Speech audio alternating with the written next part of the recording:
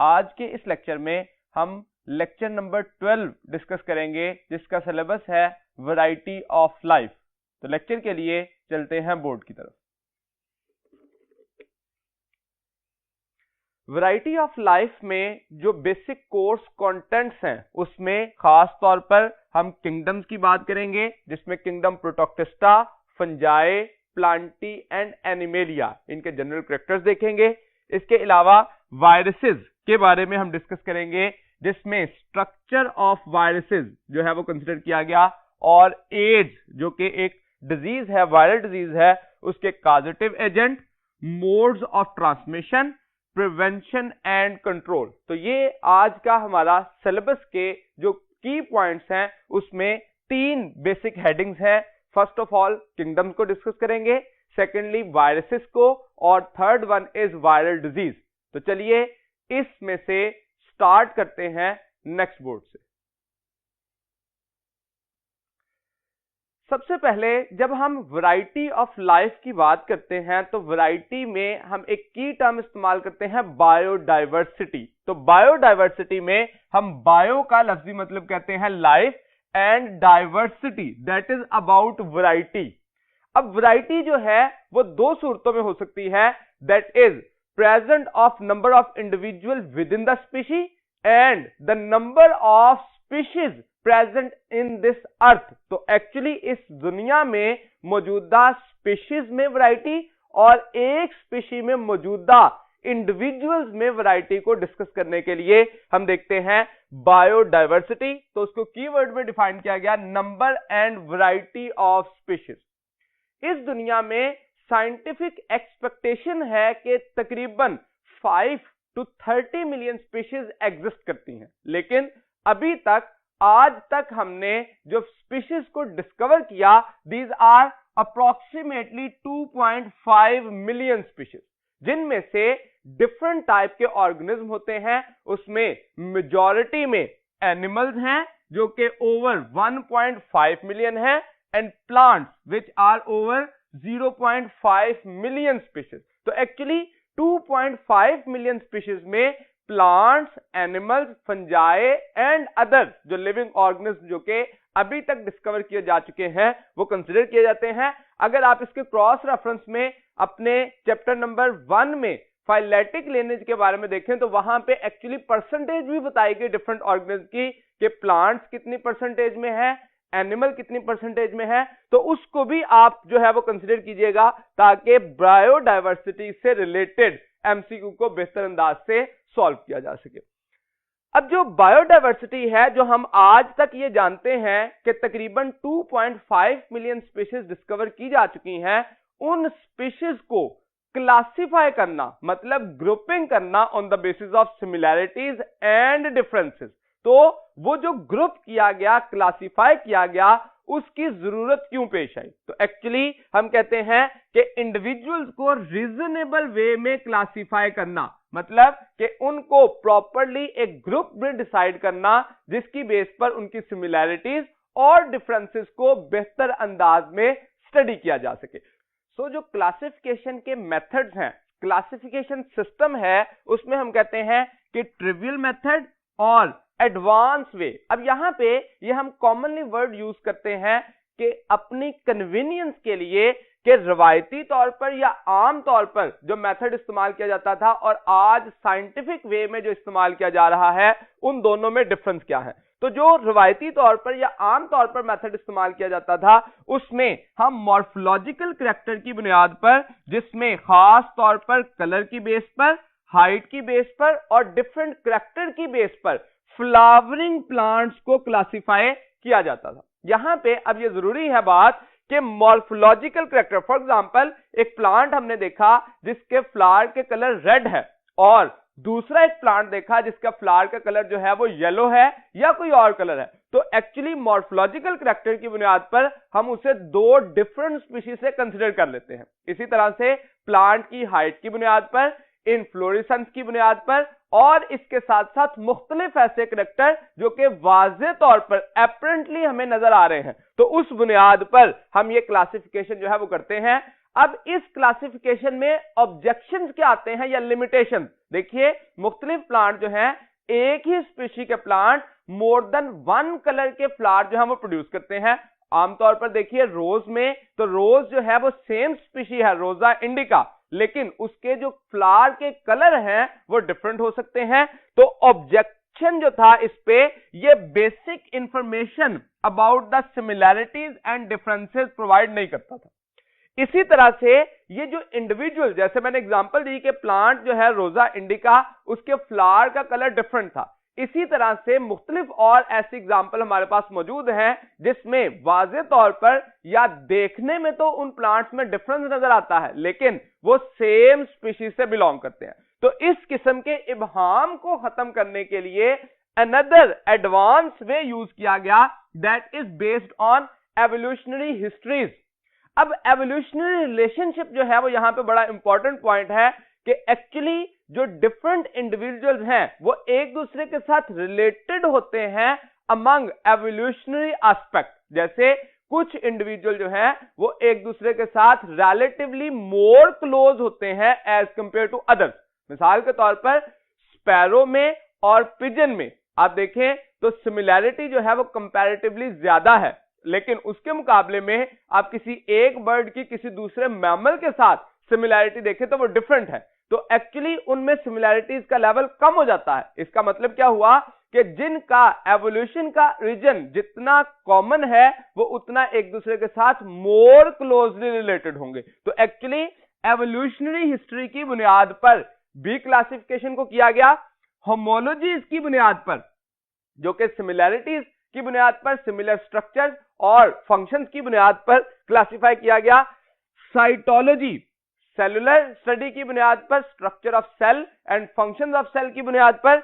इसी तरह से कंपैरेटिव बायोकेमिस्ट्री, मुख्तलिफ किस्म के जो केमिकल मौजूद हैं, जैसा कि हमने एवोल्यूशन के चैप्टर में यह बात पढ़ी कि साइटोक्रोम सी एक ऐसा केमिकल है जो कि तमाम एरोबिक ऑर्गेनिज्म में या एरोबिक इंडिविजुअल्स में मौजूद होता है। इसका मतलब क्या हुआ कि हमें कंपैरेटिवली डिफरेंट ऑर्गेनिज्म में यह देखना है कि कौन से केमिकल्स कॉमन हैं और कौन से डिफरेंट हैं, जिसकी बुनियाद पर हम उनके एवोल्यूशनरी एस्पेक्ट को भी स्टडी कर सकते हैं। इसके साथ साथ जेनेटिक्स, जो कि उनमें जीन्स मौजूद हैं, sequence and number of nucleotides in DNA है और क्रोमोसोमल नंबर्स हैं। तो ये तमाम डिफरेंट ऐसे एडवांस वेज थे जिसके जरिए हम क्लासिफाई कर सकते हैं इंडिविजुअल को on the basis of similarities and differences. तो अगर जितनी ज्यादा सिमिलैरिटीज होंगी तो सिमिलर ग्रुप में आएंगे और डिफरेंसेस की बुनियाद पर उनको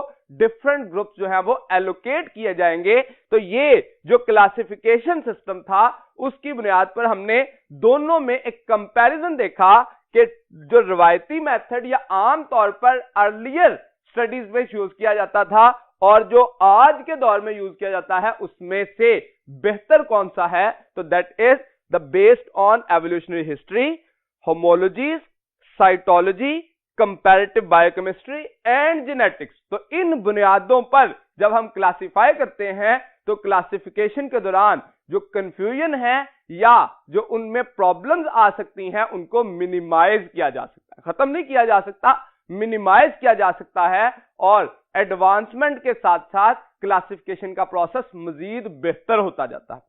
अब अगर हम इसी बुनियाद पर क्लासिफिकेशन के डिफरेंट लेवल्स या टेक्सा को देखें तो उसके लिए चलते हैं नेक्स्ट बोर्ड की तरफ।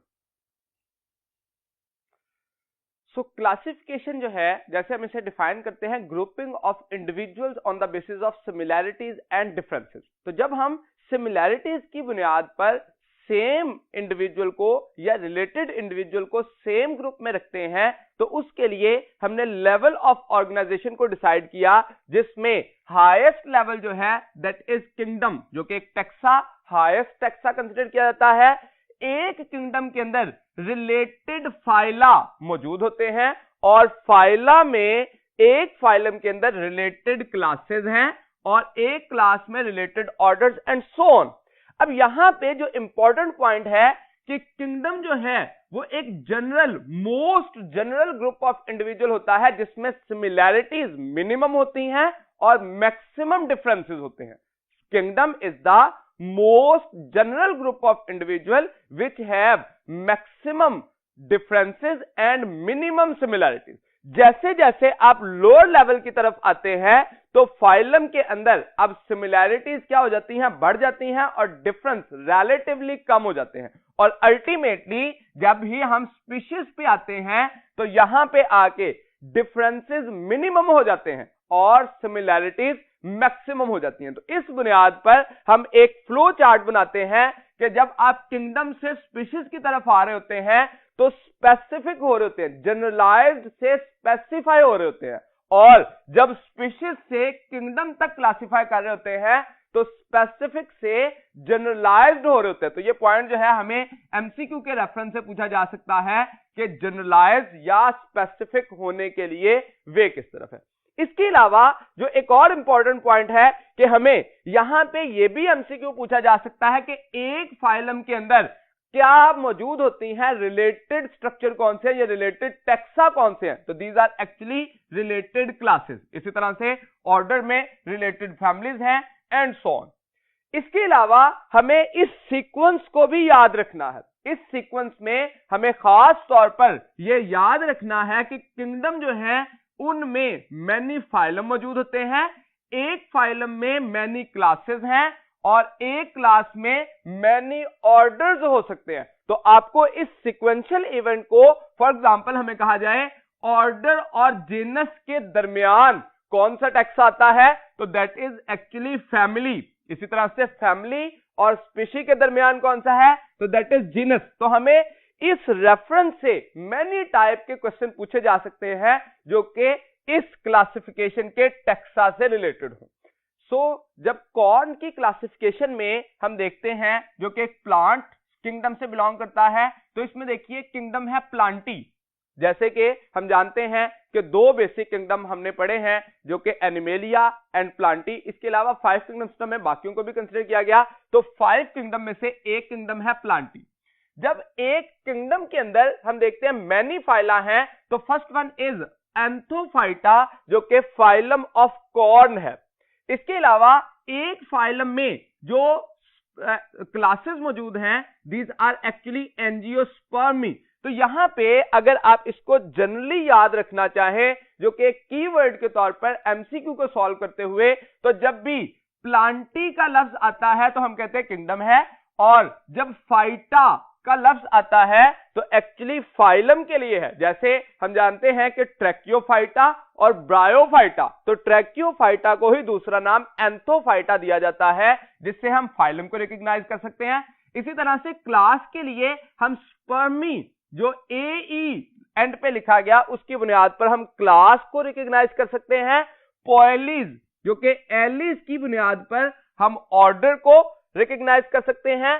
फैमिली के लिए एससी पोएसी कंप्लीट नेम है। जैसे हमारे चैप्टर नंबर 9 में डिफरेंट फैमिलीज के नेम दिए गए, उसमें सोलानेसी, फेबेसी और मुख्तलिफ जो है फैमिलीज दी गई, जिसमें से पोएसी किसकी फैमिली है, कॉर्न की या जीमेज की। और जीनस और स्पीशी नेम जो है वो स्पेसिफिक होता है, जिसमें जी जीनस नेम है कॉर्न का, और एक जीनस के अंदर मैनी स्पीशी हो सकती हैं जो कि मेज, that is the particular species name of a corn. तो एक्चुअली जी मेज जो कि एक साइंटिफिक नेम भी है, जिस वजह से हमें जी और मेज को लिखते हुए इन दोनों को अंडरलाइन करना भी जरूरी है।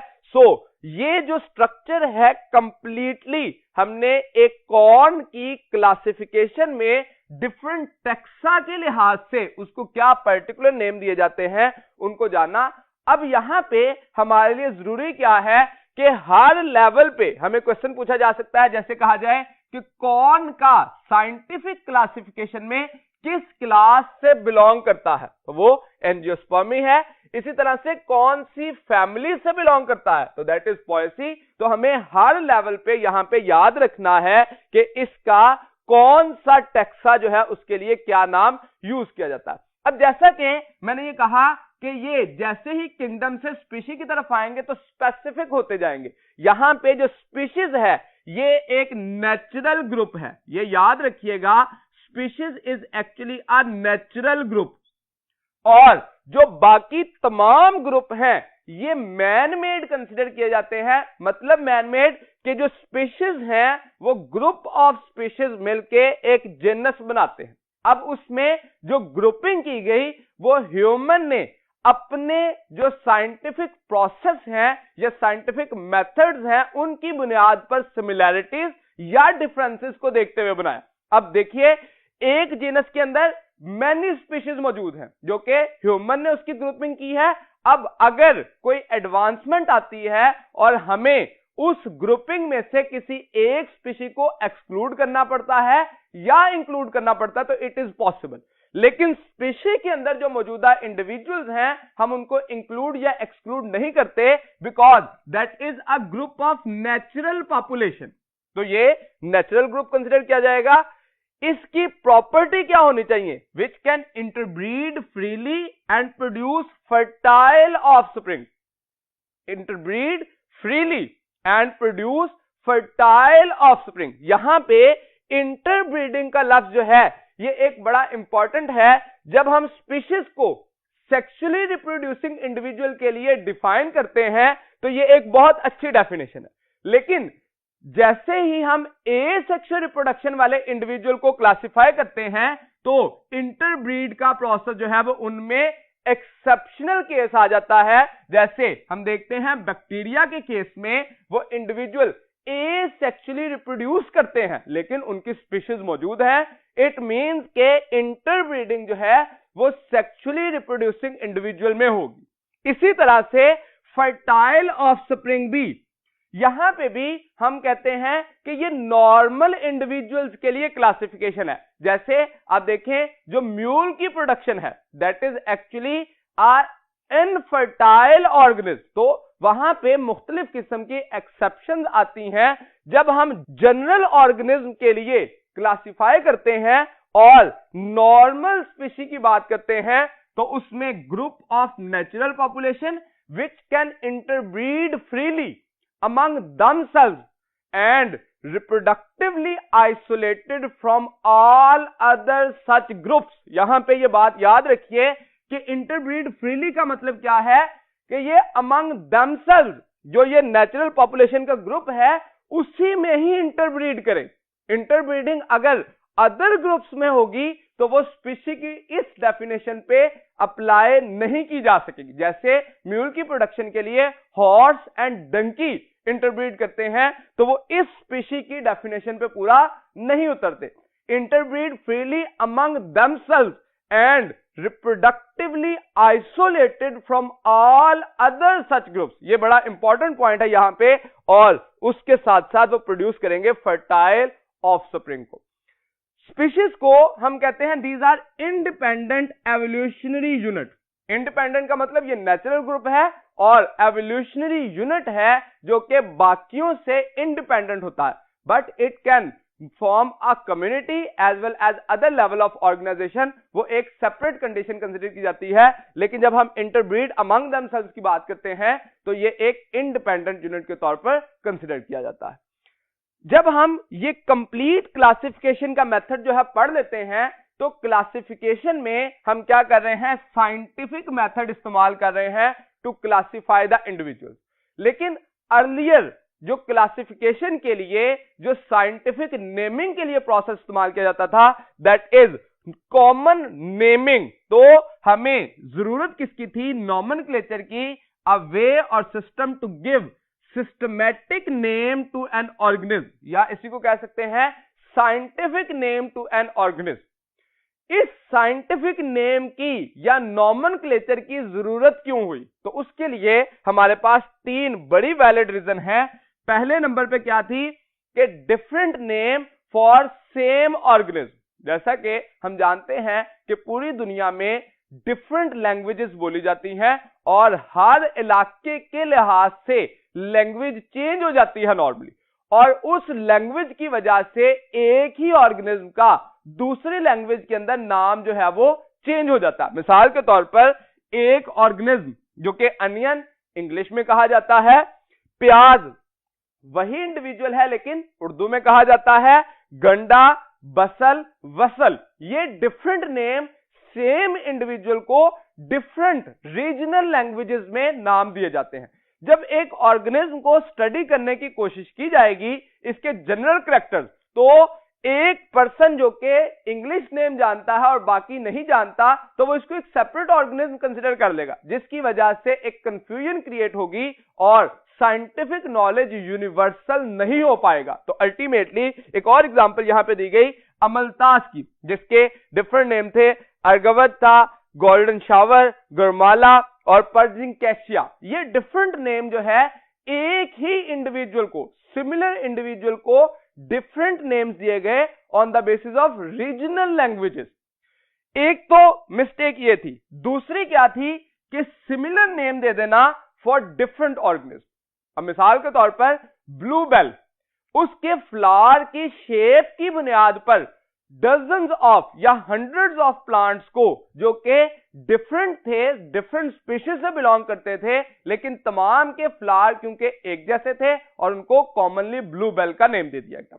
इसी तरह से ब्लैक बर्ड, जो कि क्रो और रावन, उनकी मॉर्फोलॉजी की बेस पे, कलर की बेस पे ब्लैक इन कलर होते हैं, इस वजह से दोनों को सेम नेम जो है वो दे दिया गया, दैट इज ब्लैक बर्ड। तो इसका मतलब ये हुआ कि डिफरेंट स्पीशीज के इंडिविजुअल सेम नेम कंसीडर कर सकते हैं, कॉमन नेम हो सकते हैं, और कॉमन इंडिविजुअल के या सेम इंडिविजुअल के डिफरेंट नेम्स भी हो सकते हैं जब हम कॉमन नेम यूज करेंगे। इसके अलावा एक तीसरा बड़ा जो इसकी वजह से कंफ्यूजन आती थी, that is no scientific basis of an name of an organism. जैसा कि हम नाम इस्तेमाल करते हैं सिल्वर फिश, लफ्ज इस्तेमाल किया फिश, एक्चुअली सिल्वर फिश एक फिश नहीं है, इंसेक्ट है। तो फिश का लफ्ज इस्तेमाल किया गया जो कि साइंटिफिक बेसिस जो है फिश की प्रॉपर्टीज को पूरा नहीं करता। इसी तरह से स्टारफिश है जो कि इनवर्टिब्रेट से बिलोंग करती है, अकाइनोडर्मेटा से बिलोंग करती है, एक्चुअली ये भी फिश नहीं है। इसी तरह से जेलीफिश, क्रेफिश, ये सारे नाम कॉमनली नाम इनके साथ इस्तेमाल किया गया फिश, लेकिन ये फिश नहीं है। तो इसका मतलब ये हुआ कि कुछ कॉमन नेम ऐसे थे जिनकी साइंटिफिक बेस ही नहीं है, कुछ कॉमन नेम ऐसे थे जो कि डिफरेंट इंडिविजुअल के लिए एक ही नेम इस्तेमाल किया जा रहा था, कुछ नेम ऐसे थे जो कि इंडिविजुअल जो है वो सेम थे लेकिन नेम रीजनल लैंग्वेजेस की बुनियाद पर डिफरेंट थे। तो ये मुख्तलिफ किस्म की कंफ्यूजन क्रिएट करेंगे। उस कंफ्यूजन से बचने के लिए एक यूनिवर्सल मेथड ऑप्ट किया गया और उस मेथड के जरिए पूरी दुनिया में मौजूदा जो सिस्टमैटिक्स या टेक्सोनोमिक क्लासिफिकेशन थी उसमें रूल्स डिसाइड कर दिए गए कि इन बुनियादों पर या ये बेसिक प्रॉपर्टीज होनी चाहिए जिसकी बुनियाद पर हम साइंटिफिक नेम यूज करेंगे और वो पूरी दुनिया पे यूनिवर्सली एक जैसे अप्लाई होंगे फॉर साइंटिफिक स्टडीज। तो जो रूल बनाए गए, जो कि साइंटिफिक नेम दिए गए, उसको नाम दिया गया, उस प्रोसेस को नाम दिया गया बायनोमियल नोमेनक्लेचर। तो उसके लिए चलते हैं नेक्स्ट बोर्ड की तरफ। नोमेनक्लेचर में जो मोस्ट रेलेवेंट या मोस्ट अप्रोप्रिएट मेथड था दैट वाज बायनोमियल नोमेनक्लेचर, जो कि कार्लस लिनियस ने परफॉर्म किया। और इस मेथड को जो नेमिंग का मेथड था, साइंटिफिक नेमिंग का, उसमें उसने कहा कि these are scientific names comprises of two words. यहां पे कार्लस लिनियस ने जो मेथड दिया वो बहुत जल्दी से ही जो मकबूल हुआ, फेमस हुआ, और उसकी बुनियाद पर उसने प्लांट्स और एनिमल्स के लिए एक बुक लिखी जिसमें 1753 में और 1758 में प्लांट्स और एनिमल्स के जो कि नाउन प्लांट्स और एनिमल्स थे उनको साइंटिफिक नेम दिए। और इसके साथ साथ फिर ये प्रोसेस जो है वो प्रोसीड करता गया और आज के दौर में millions of plants and animals are classified और नेम्ड एज साइंटिफिकली। तो उस साइंटिफिक नेमिंग के जो रूल्स बनाए कार्लस लिनियस ने, उसमें सबसे पहला रूल क्या था कि scientific name from Latin word, इन्होंने लैटिन लैंग्वेज से साइंटिफिक नेम को चूज किया। दूसरे नंबर पे इन्होंने कहा that scientific name should be composed of two words, जो कि दो वर्ड्स पर मुश्तमिल होना चाहिए। फर्स्ट वर्ड जो है वो किससे होना चाहिए, जेनस से या जेनरिक नेम होना चाहिए, और always begin with capital letter, ये एक रूल था। सेकंड वर्ड जो था उन्होंने कहा that will be refers to the species and always begin with small letter. तो ये एक प्रॉपर्टी थी साइंटिफिक नेम की जिसके दो हिस्से होने चाहिए। पहला हिस्सा साइंटिफिक नेम का क्लासिफिकेशन में से जेनेरिक नेम और दूसरा हिस्सा जो है वो क्लासिफिकेशन में से स्पीशीज नेम कंसिडर किया जाएगा। तीसरी जो इन्होंने इंपॉर्टेंट बात कही कि साइंटिफिक नेम जो है that should be underlined separately. Separately का मतलब कि जीनस नेम जो है वो सेपरेट किया जाए अंडरलाइन, और स्पीशी नेम सेपरेट अंडरलाइन किया जाए। इफ रिटन बाय हैंड, अगर आप हाथ से लिख रहे हैं तो इस सूरत में, और अगर आप टाइपिंग कर रहे हैं कंप्यूटर पे तो that should be in italic format. तो ये तीन बेसिक ऐसे फॉर्मेट थे या ऐसे रूल थे जिसकी बुनियाद पर बायनोमियल नोमेनक्लेचर को डिसाइड किया गया। अगर इसी से रिलेटेड हम एक एमसीक्यू देखें तो साइंटिफिक नेम ऑफ अमलतास इज, अल्फा ऑप्शन है Allium cepa, beta Homo sapiens, Charlie Solanum tuberosum, तो डेल्टा ऑप्शन है दैट इज कैशिया फिस्टुला। तो ये चार ऑप्शन जो है वो दी गई। इसमें से साइंटिफिक नेम का अब ऊपर वाले रूल्स आप देख सकते हैं। एलियम जो है वो जेनेरिक नेम है, फर्स्ट लेटर उसका क्या है कैपिटल। सेपा ये एक्चुअली स्पीशी नेम है और फर्स्ट लेटर उसका क्या है स्मॉल। दोनों क्योंकि हैंड रिटन है सेपरेटली अंडरलाइन है। अगर आप दोनों को इकट्ठा अंडरलाइन कर दें तो ये आपका गलत हो जाता है, that should be underlined separately.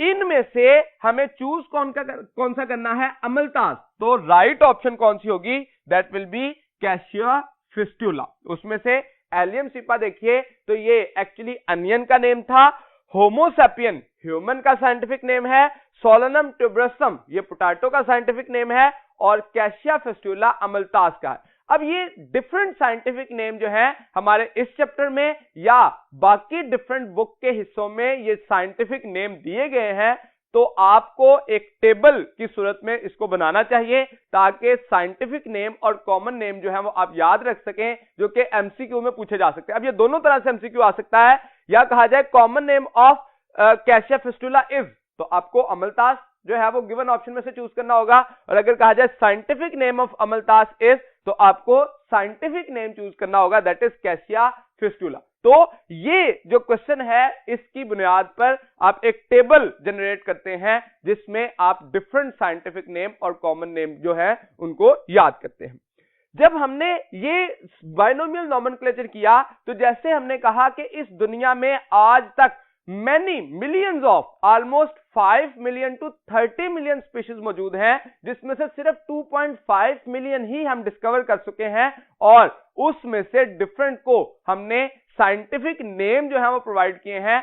अब वो जो साइंटिफिक नेम प्रोवाइड किए उनकी फर्दर ग्रुपिंग के हायर टेक्सा की तरफ गए, तो जो लार्जेस्ट टेक्सा था दैट इज अबाउट किंगडम।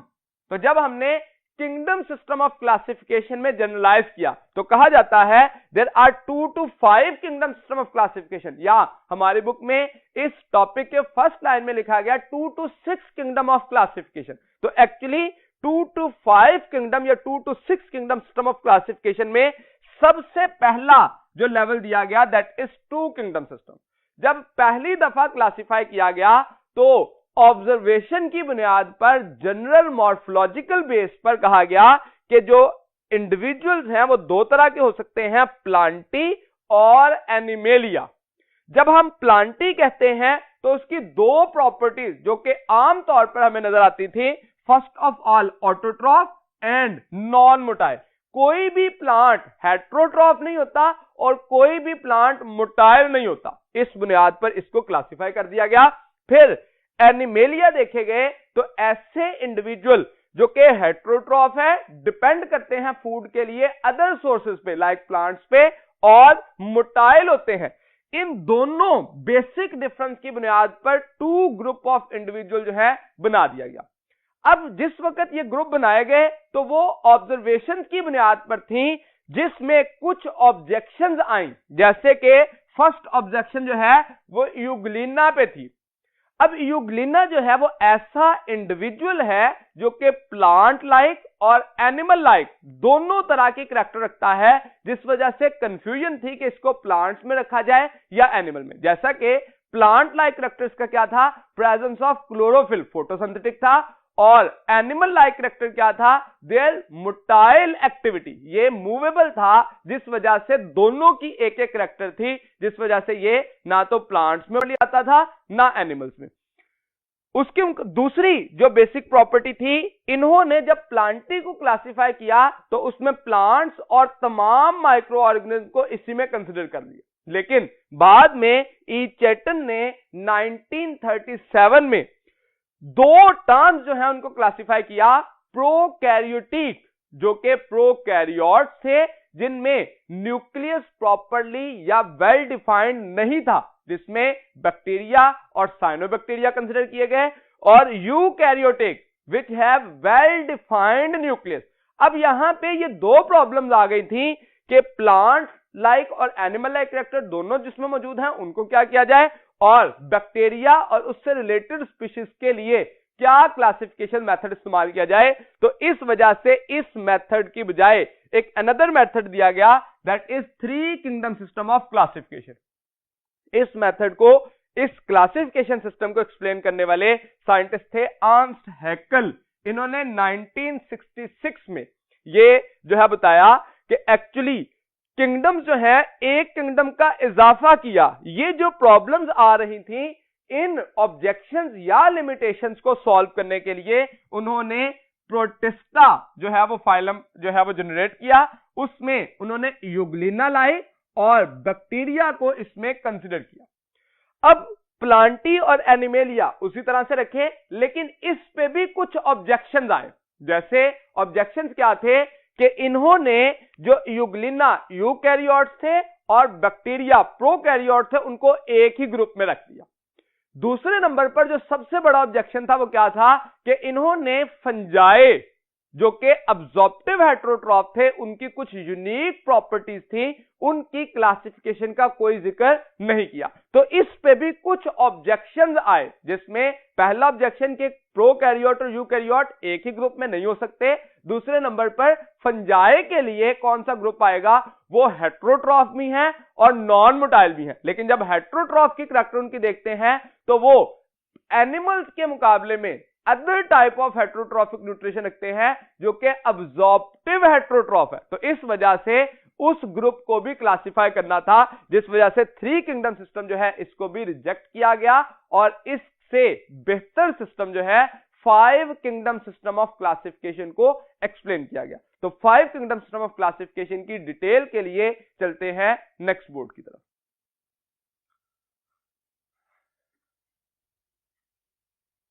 जब हम क्लासिफिकेशन की बात करते हैं तो two kingdom system of classification के ऑब्जेक्शंस हमने देखे कि उसमें हमने एक्चुअली वो यूग्लिना और बैक्टीरिया को प्रॉपर्ली क्लासिफाई नहीं किया था।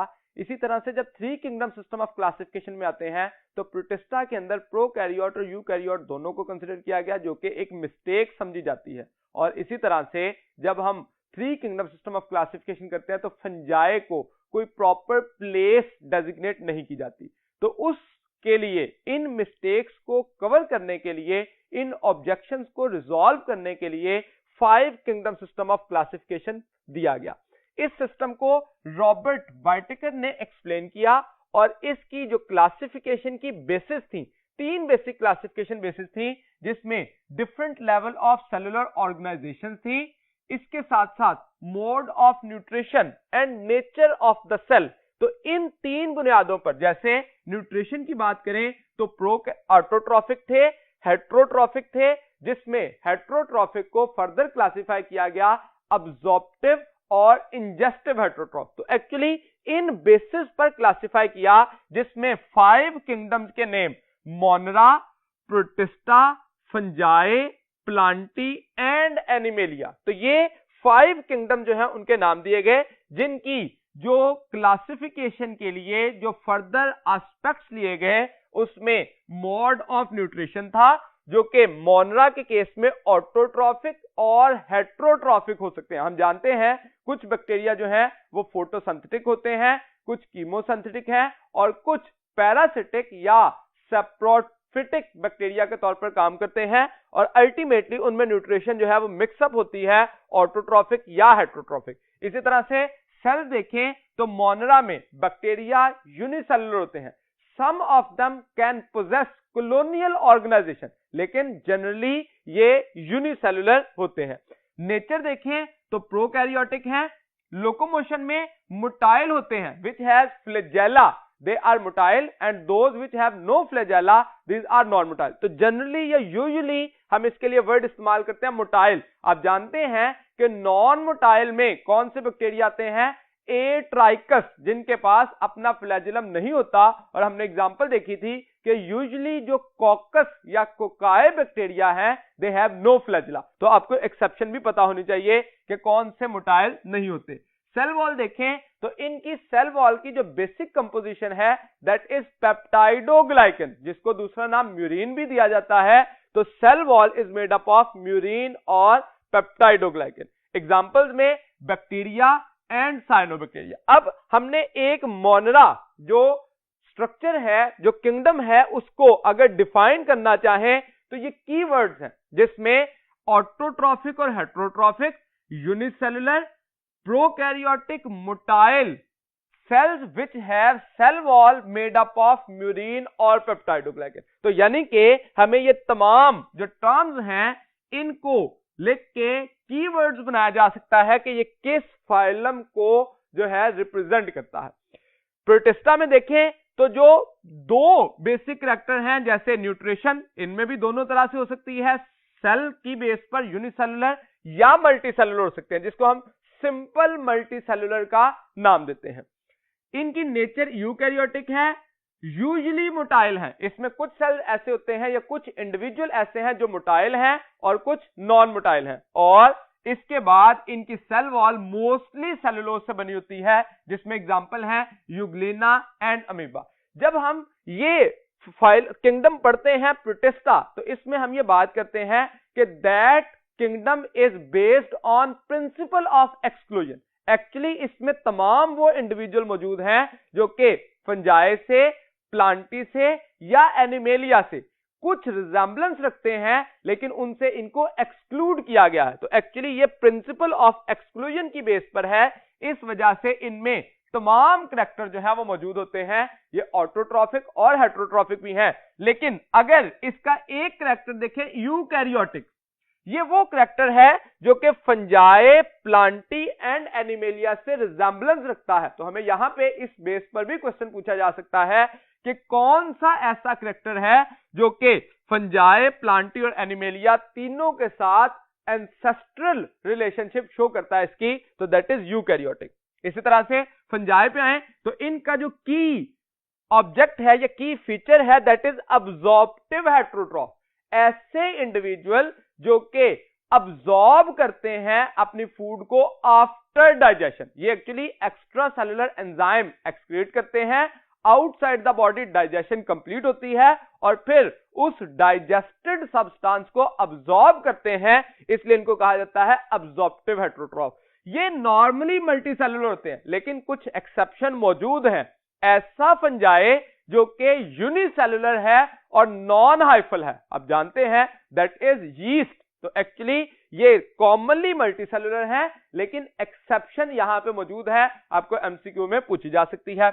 ये टोटली यूकैरियोट होते हैं, नॉन मोटाइल होते हैं, हाइफी होते हैं, लेकिन मोटिलिटी शो नहीं करते। काइटिन की इनकी सेल वॉल है और एग्जांपल में यीस्ट है, पेनिसिलियम है, मशरूम एटसेट्रा, डिफरेंट इसकी एग्जांपल जो है वो मौजूद है।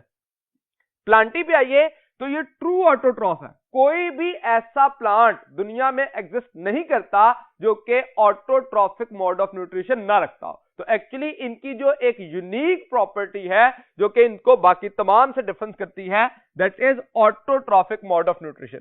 ये मल्टीसेलुलर होते हैं, यूकैरियोट होते हैं और नॉन मोटाइल होते हैं। यानी कि ये तीन ऐसी करैक्टर्स हैं जो कि रिजेंबल करती हैं इसकी किसके साथ, फंजाई के साथ। और इनकी जो सेल वॉल है मोस्टली सेलुलोज पर मुश्तमिल होती है। और इसके एग्जांपल देखें तो ब्रायोफाइटा है, ट्रैकियोफाइटा है जिसमें एंजियोस्पर्म है, जिम्नोस्पर्म्स है and many others. Chapter number 9 completely इस फाइलम पे लिखा गया। एनिमेलिया पे आए तो ये हेट्रोट्रॉफ है, और कौन से हेट्रोट्रॉफ है? Ingestive heterotroph. तो फंजाई से ये रिजेंबल करते हैं हेट्रोट्रॉफिक मोड ऑफ न्यूट्रिशन, लेकिन डिफर करते हैं on the basis of ingestive. Ingestive का मतलब क्या है? ऐसे इंडिविजुअल जो कि अपनी फूड को इनगल्फ करने के बाद डाइजेस्ट करें। ये डाइजेस्ट करने के बाद अब्सॉर्ब करते थे फंजाई, लेकिन एनिमेलिया क्या करते हैं? इंजेस्ट करने के बाद, इनगल्फ करने के बाद उसको डाइजेस्ट करें। इसलिए इनके लिए हम वर्ड इस्तेमाल करते हैं इंजेस्टिव हेट्रोट्रॉफ। ये भी मल्टीसेलुलर होते हैं, यूकैरियोट होते हैं, लेकिन मोटाइल होते हैं। जो two kingdom system of classification में हमने जब बात की थी तो यही दो बेसिक इवेंट थे या करैक्टर थे जिसकी बुनियाद पर इनको हमने डिफरेंशिएट किया था, हेट्रोट्रॉफ एंड मोटाइल। लेकिन प्लांटी क्या थे? Autotroph and non motile. इनके अंदर सेल वॉल कंप्लीटली एब्सेंट होती है।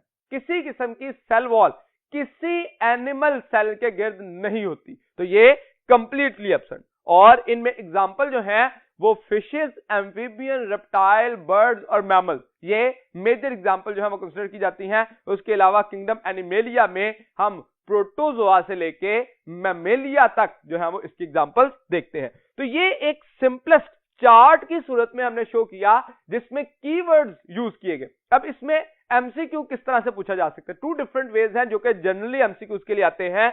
एक तो ये है कि ये सारी करैक्टर्स लिख के तो आपको ऑप्शंस में ये किंगडम के नेम दे दिए जाए। जैसे कहा जाए कि the individual which have autotrophic और heterotrophic mode of nutrition having unicellular prokaryotic cell which are motile and possess the cell wall of made up of murine और peptidoglycan। ये तमाम कैरेक्टरिस्टिक उस लाइन में लिख दी गई। और जो ऑप्शंस हैं उसमें मुनरा, प्रोटिस्टा, फंजाई एंड प्लांटी, ये उसकी एग्जांपल कंसीडर कर ली गई।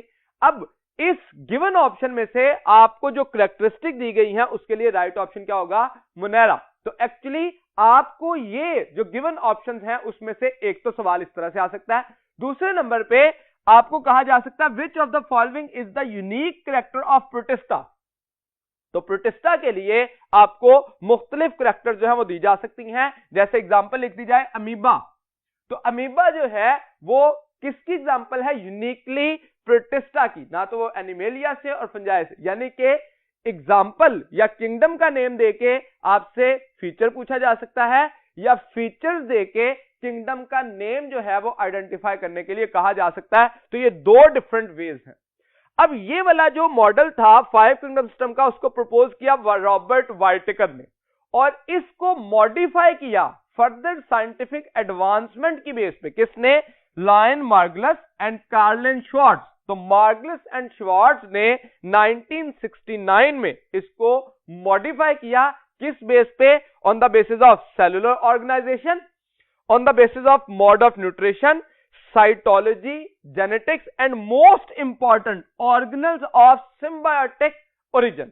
दो ऑर्गेनल जो है वो सिम्बायोटिक ओरिजिन में है, जिसमें हम जानते हैं क्लोरोप्लास्ट एंड माइटोकॉन्ड्रिया। अगर आप अपनी बुक की डायग्राम देखें फिगर 5.2, तो उसमें एक फ्लो चार्ट दिया गया जो कि बेस है 5 किंगडम सिस्टम ऑफ क्लासिफिकेशन की। इसमें जो एंसेस्टर प्रोकैरियोट है, यहां से प्रोटिस्टा किस तरह से बने, प्रोटिस्टा से फंजाई, प्लांटी और एनिमेलिया का ओरिजिन कैसे हुआ, वहां पे ये बात मेंशन की गई कि जो सिम्बायोटिक ओरिजिन के ऑर्गेनल हैं जिसमें क्लोरोप्लास्ट है, तो इसका ओरिजिन क्योंकि ये फोटोसिंथेटिक प्रोसेस के लिए है, तो ऐसे बैक्टीरिया जिनके लिए पॉसिबली कंसिडर किया जाता है कि वो क्लोरोप्लास्ट की सूरत में इवॉल्व हुए, तो दीज आर एक्चुअली साइनोबैक्टीरिया। और इसी तरह से ऐसे बैक्टीरिया जो कि माइटोकॉन्ड्रिया की एवोल्यूशन का सबब बने, वो कौन से थे? एरोबिक बैक्टीरिया जो कि पर्पल बैक्टीरिया थे या सल्फर बैक्टीरिया के तौर पर कहा जाता है। तो एक्चुअली हमें यह बात भी मेंशन करनी है, इस डायग्राम के रेफरेंस से भी कुछ क्वेश्चन पूछे जा सकते हैं जो कि अगले 5 चैप्टर जो आपकी बुक में दिए गए हैं उसकी बेस है, और इस 5 किंगडम सिस्टम ऑफ क्लासिफिकेशन का भी एवोल्यूशनरी एस्पेक्ट से एक बेस है। अब अगर मैं इन पांचों किंगडम का एक जनरल रिलेशनशिप देखूं तो एक्चुअली प्रोकैरियोट जो है वो एंसेस्टर थे तमाम लिविंग ऑर्गेनिज्म के, और प्रोकैरियोट के डिसेंडेंट कौन थे? प्रोटॉक्टिस्टा। प्रोटॉक्टिस्टा का लफ्ज इस्तेमाल किया था मार्गलिस एंड शिवार्ड्स ने, जैसे कि प्रोकैरियोट का लफ्ज मार्गलिस एंड शिवार्ड्स ने यूज किया, उसके ऑपोजिट मनरा का लफ्ज किसने किया था? That is Robert Whittaker. तो एक्चुअली जब इसने मॉडिफाई किया तो इन दोनों वर्ड्स को भी चेंज किया था इस किंगडम को क्लासिफाई करने के लिए। प्रोकैरियोट यूज किया for Monera and Protoctista for protista.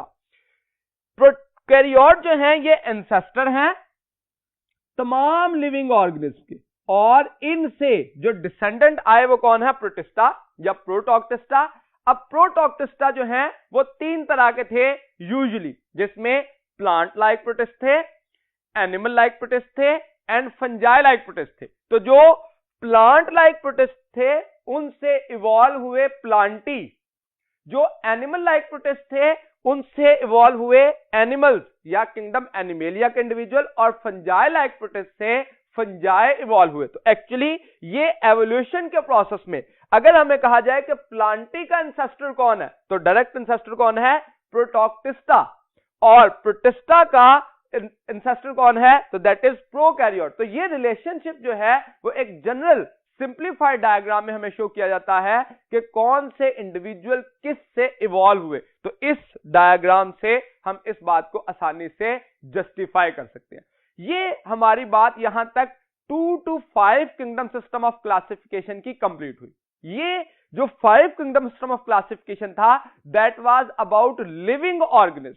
जितने भी जानदार इस दुनिया में लिविंग कंसिडर किए जाते हैं उनके लिए ये सिस्टम जो है वो एक्सप्लेन किया गया। लेकिन कुछ ऐसे इन्फेक्शियस एजेंट मौजूद हैं जो कि border line of living and non living पे हैं, उनके लिए लफ्ज इस्तेमाल किया जाता है वायरसेस।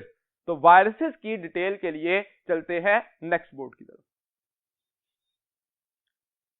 वायरसेस का जैसे मैंने जिक्र किया कि these are at the border line of living and non living things. Viruses को वायरसेस का नाम क्यों दिया जाता है या ये बॉर्डर लाइन पे क्यों है, तो उसके लिए सबसे पहले देखिए इंट्रोडक्टरी वर्ड में, तो ये एक लैटिन वर्ड वेनम से ड्राइव किया गया है जिसका मतलब पॉइजनस फ्लूइड है या टॉक्सिक फ्लूइड। तो अर्लियर इसकी जो डिस्कवरी या नेचर को जानने से पहले ये कंसिडर किया जाता था कि ये ऐसे एजेंट्स हैं जो कि टॉक्सिक केमिकल्स हैं जो कि पर्टिकुलरली एक डिजीज काज करते हैं अप टू द डेथ। इन वायरसेस की जो डेफिनेशन रिसेंट डेफिनेशन है उसमें हम कहते हैं these are non cellular infectious entities which contain RNA और DNA encased by proteinaceous coat. तो एक्चुअली ये एक डेफिनेशन में हमने कहा कि इनके पास दो बेसिक रीजन होते हैं, एक तो जीनोम जिसको न्यूक्लियर मटेरियल कहेंगे और आउटर प्रोटीन कोट, तो इसको कलेक्टिवली नाम दिया जाता है न्यूक्लियो कैप्सिड। आगे हम जब स्ट्रक्चर पढ़ेंगे तो उसमें इस बात को डिटेल में देखेंगे। वायरसेस जो हैं इनकी स्टडी को the branch of science that deals with the study of virus that is considered as virology. तो हमें यह भी याद रखना चाहिए वायरसेस की डिस्कवरी जो है उसमें डिफरेंट साइंटिस्ट की कंट्रीब्यूशन थी, जिसमें जो अर्ली पीरियड था उसमें लुईस पास्चर और रॉबर्ट कोच जो कि माइक्रोबायोलॉजी में फंडामेंटल पोजीशन रखते हैं, इन्होंने ये बात जो है उस वक्त बड़ी एक मशहूर बात थी कि पॉइजन है ये associated with the disease. Viruses जो है एक्चुअली पॉइजन है, इनकी नेचर इनकी केमिकल कंपोजिशन के बारे में एज सच पता नहीं था।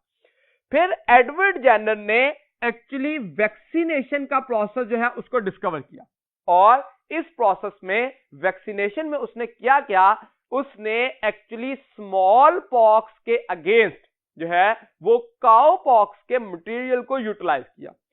असल में जो स्मॉल पॉक्स एक डिजीज थी उस डिजीज को क्योर करने के लिए उसने मिल्क मेड जो पर्सन थे जो ग्वाले थे उनके हाथों पे जो काउ पॉक्स लेयंस थे उनसे कुछ मटेरियल लिया और उसको रजाकाराना तौर पर एक 8 ईयर ओल्ड बॉय में, जो कि जेम्स फिफ्थ था, उसकी बॉडी में इंसर्ट किया और स्मॉल पॉक्स की जो ट्रीटमेंट, पॉसिबल ट्रीटमेंट जो है उसको शो किया। अब ये उसने ट्रीटमेंट तो की, लेकिन वो इस मैकेनिज्म को नहीं समझ पाया कि एक्चुअली किस मैकेनिज्म के जरिए स्मॉल पॉक्स की ट्रीटमेंट हो गई।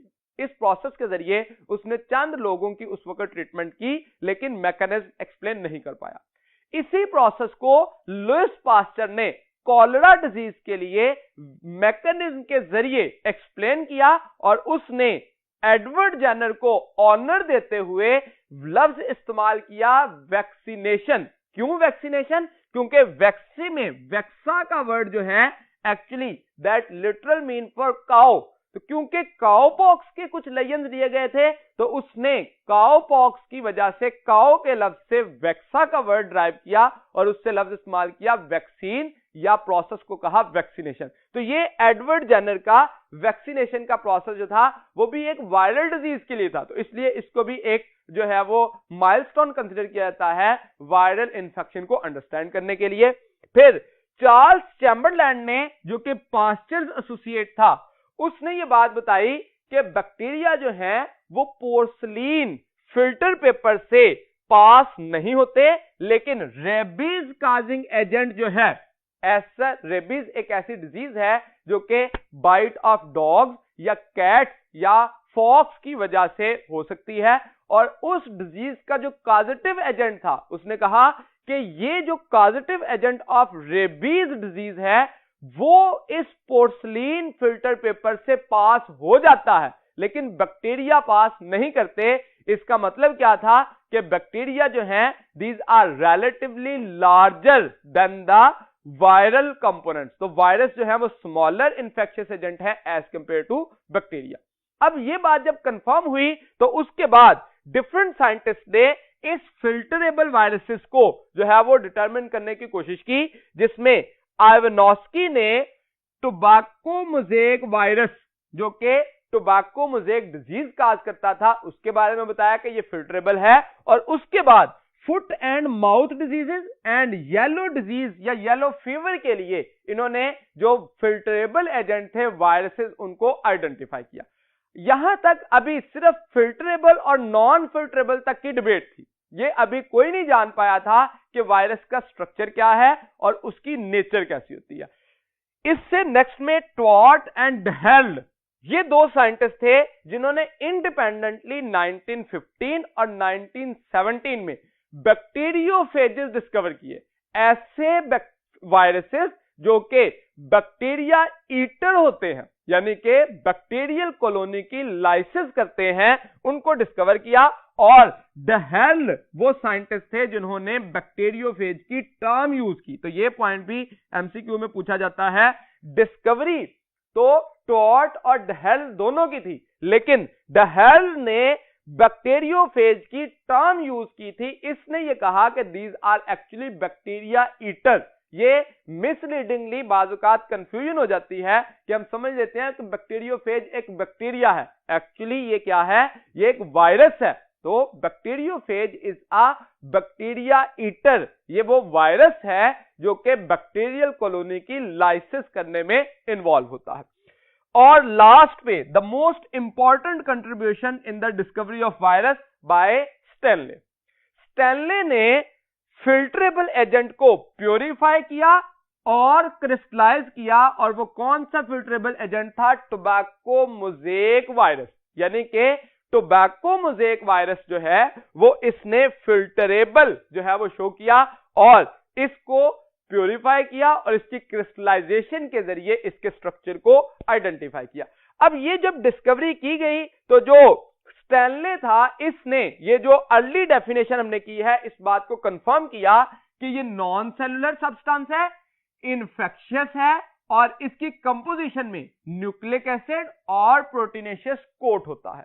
ये अपनी मेटाबॉलिक मशीनरी नहीं रखता और ये मोटाइल और नॉन मोटाइल भी नहीं होता। तो एक्चुअली लिविंग और नॉन लिविंग थिंग्स में बॉर्डर लाइन में क्यों रखा गया कि ये रेप्लिकेट कर सकते हैं अंडर सर्टेन सर्कमस्टांसेस, लेकिन ये अपनी जो बाकी प्रॉपर्टीज हैं जैसे कि प्लांट और एनिमेलिया की हैं, जैसे वो ऑटोट्रॉफ होते हैं, इनमें ऐसी कोई प्रॉपर्टी नहीं है।